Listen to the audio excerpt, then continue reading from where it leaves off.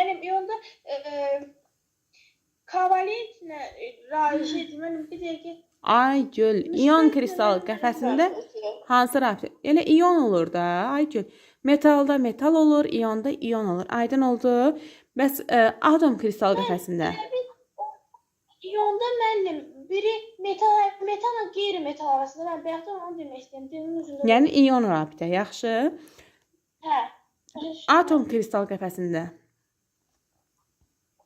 Atom kristal qəfəsində kovalent rabitə. Aha, molekul kristal qəfəsində də kovalent rabitə. Ona görə bu deyir yalnız kovalent rabitə birləşmə deyir yalnız molekul kristal qəfəsinə əmələ gətirir. Səhvdir. Atom da ola bilər. Sonra B-ni sən oxu Aygül. Birini sən, birini Zəhra oxuyacaq. B-ni oxu Aygül tez. Bərk halda iyon kristal qəfəsi əmələ gətirir. Bərk halda deyir, kal-iyon metaldır. Azotla oksigen də qeyri-metaldır. Bəli, müəllim, bu iyon kristal qəfəsi əmələ gətirir. Doğru. Zəhra oxu. Səhvdir, mən metal kristal qəfəsinin düyün nöqtələrində aniyonlar yox, metal atomları yerləşir. Metal katyonları yerləşir. Yaxşı, metal katyonları yerləşir. Aygül bilirdin bunu Zəhranın dediyini? Bəli, müəllim, bilirdim. Aniyonlar yarım sərbəst formasında olur. D variantı Aygül. Molekul kristal qəfəsi maddələrin ərimə temperaturu əsasən iyon kristal qəfəsi maddələrin ərimə temperaturundan aşağı olur. Müəllim, iyonlar deyir metallar, məncə ondan yüksək olur. Bir də oxu. Molekul kristal qəfəsi maddələrin ərimə temperaturu. Molekul kristal qəfəsində maddələrin ərimə temperaturu. Molekul kristal qəfəsində Aygül, Van der Waals qüvvələri var idi, zəif idi. Amma iyonlarda falan güclü rabitələrdir də. Ona görə də həqiqətən də bunda zəif rabitələr olduğuna görə molekul kristal qəfəsində ərimə temperaturu aşağı olacaq. Yaxşı, oradan yadda saxlaya bilərsən.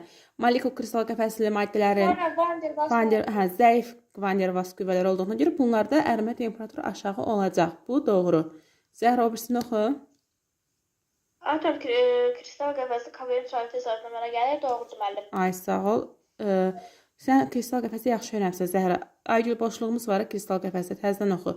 Efe, Aygül.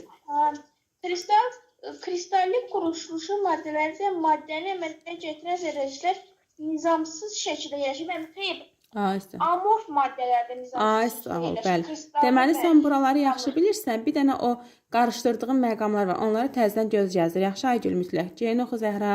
Tamam. Bütün metallar bərk halda metal kristal qəfəsinə əmələ gətirir. Yanlışdır müəllim. Bütün metal. Molekulda bərk.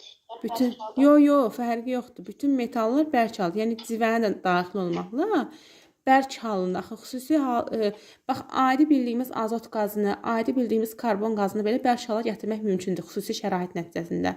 Ona görə deyək ki, bütün metallar bərk halda metal kristal qəfəsinə əmələ gətirir. Bəli, doğrudur. İstənilən bir metal bərk halda. Nəyə görə bərk halda yazıb? Çünki civə istisnada axı civə maye haldadır. Bərk halda ona görə verib. Yaxşı.